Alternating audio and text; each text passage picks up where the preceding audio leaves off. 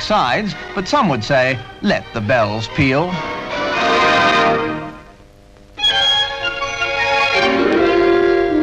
He's on the mat in Moscow, but only in the literal sense. For these performers are all champions.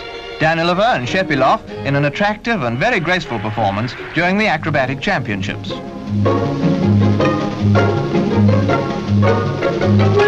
And here's evidence that there's more than one way of turning a somersault.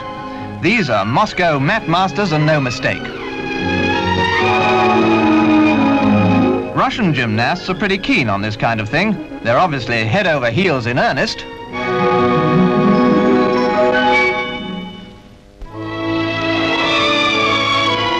Sunshine in